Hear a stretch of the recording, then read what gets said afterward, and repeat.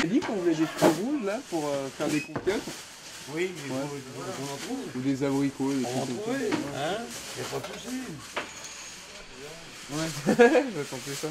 Et la petite salade là-bas? On a le mélange, après tu as la roquette, après tu as l'arrêt de chien. Ah, ça c'est l'enfer aussi. C'est l'arrêt de chien. On a toutes les sortes d'herbes. Et ça c'est tout Chasselet ou pas? Ouais. Après ça, tu vois, ça c'est la sauge ananas, Ouais. ça c'est. C'est pas mal ça aussi, tu vois, ce qu'on ramasse le matin, tu vois. Ça. Pas du matin. Ouais, ça c'est tout. Tu fais du mouvement des oiseaux? Bah ça va pas tarder d'arriver. Ouais.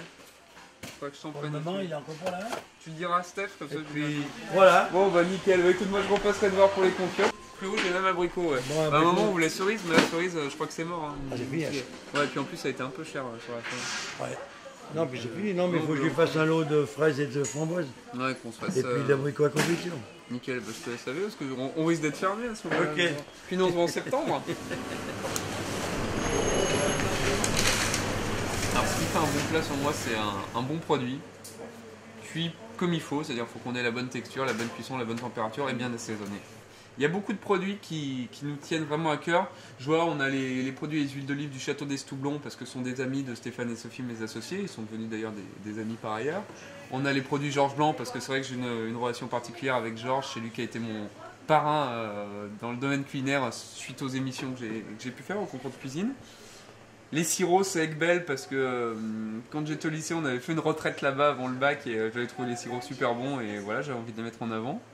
Les jus de fruits, c'est Patrick Font, donc on reste régional, c'est Orliena, c'est quelqu'un qui adore son métier, qui nous fait des trucs d'enfer. Enfin voilà, le but c'était vraiment de mettre en avant les produits et les productions, déjà qui nous plaisaient gustativement parlant, et en plus, si possible régional, et avec des gars derrière, quoi. Enfin, je veux dire, voilà, c'est pas le type, il fait pas ça en dilettante, quoi. C'est sa passion, c'est sa vie, donc ça nous faisait plaisir de mettre ça en avant. Le concept de ce lieu, c'est un bistrot épicerie traiteur. Avec mes associés, on voulait vraiment créer un lieu de vie dans l'esprit des porte-pots lyonnais des années 50 où les gens venaient, cassaient la croûte, s'achetaient un canon à ramener chez eux ou une tranche de charcuterie, un truc comme ça. Et on voulait vraiment inciter sur ce moment de convivialité parce que pour moi, pour nous, la gastronomie, c'est vraiment un moment d'échange, de partage et c'est aussi donner une partie un peu de soi, de son âme, quoi. Je veux dire, quand on cuisine pour quelqu'un, on met vachement de ses tripes dedans. Surtout à Lyon.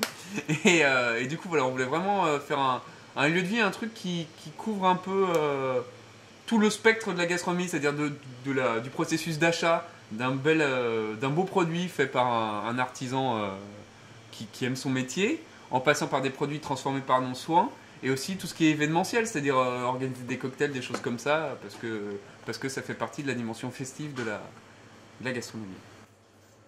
On a voulu faire un décor des 50 parce que c'est un peu nos souvenirs d'enfance. Enfin, moi je suis pas des années 50, ni mes associés d'ailleurs, mais voilà, on a eu les résurgences de tout ça parce qu'on a toujours à la campagne, à côté de la ferme des grands-parents, un truc comme ça, le petit épicier à l'ancienne, et voilà, ça rappelle des souvenirs. Et puis il y avait un certain art de vivre, je trouve. C'était très festif, c'était post-Seconde Guerre mondiale. Les gens avaient envie de faire la fête, de bien manger, enfin voilà, donc ça jouait. Et voilà, je pense que c'est pour toutes ces choses induites qu'on a voulu faire un décor années 50.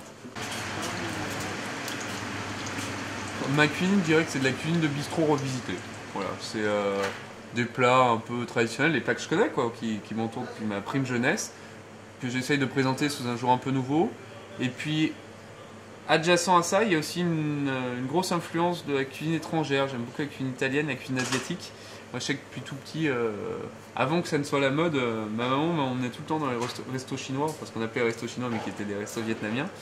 Et j'ai une grosse influence là-dessus. J'aime bien utiliser des produits tels que la sauce soja, la sauce huître, la sauce hoisin, la coriandre, le gingembre. Enfin, voilà, c'est un peu un mix de tout ça. Donc, je dirais pas que c'est de la cuisine fusion parce que le but c'est pas de mélanger à tout prix les deux univers, mais c'est voilà, c'est une cuisine d'inspiration orientale et lyonnaise.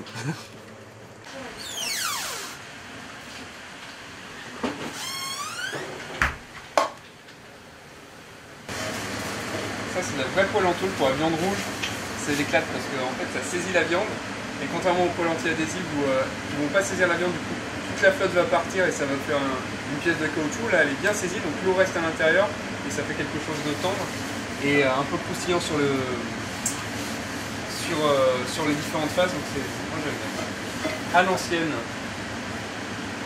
Donc pour moi, un bon repas, c'est un repas convivial entre amis, en famille. Enfin voilà, il faut être nombreux. Il faut au moins 6 personnes. Et puis c'est de l'échange, sont des conversations et le tout agrémenté de plats. Disons que je dirais que le plat c'est le catalyseur d'un bon moment passé ensemble, quoi, mais c'est pas le rôle principal.